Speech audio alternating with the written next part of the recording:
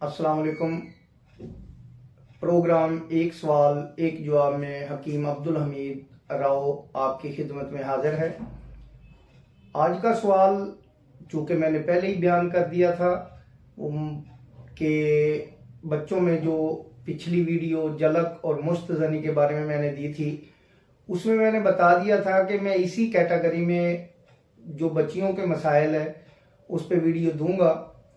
वैसे तो मेरे पास मोटापा और जोड़ों के दर्द के काफ़ी सवाल आ चुके हैं, अगली वीडियो इसी पे चलेंगी। अगर कोई और वीडियो इस पे सुनना चाहता है, मोटापा और जोड़ों का दर्द और उनका कोई सवाल है, तो वो व्हाट्सएप पे रब्ता कर सकते हैं। मेरा नंबर स्क्रीन पे मौजूद है।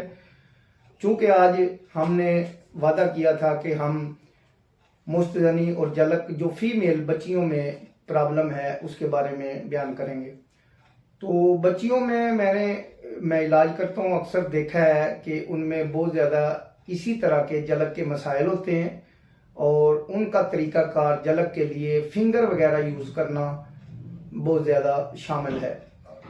तो सबसे पहले तो ये है कि वो बच्चियाँ जो इस कैटेगरी में शामिल हो जाती हैं या इस कभी आदत में फंस जाती हैं, तो वो बयान भी नहीं कर पाती। ना वो फीमेल डॉक्टर से बात कर पाती हैं, ना मेल डॉक्टर से बात कर पाती हैं, ना किसी तबीब से उनकी गुफ्तगू होती है।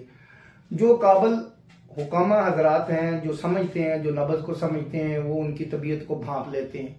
उनकी भी हिस्की ज़्यादती बढ़ जाती है, उनकी भी हरारत जिगर होती है, जिसकी वजह से ये प्रॉब्लम होती है।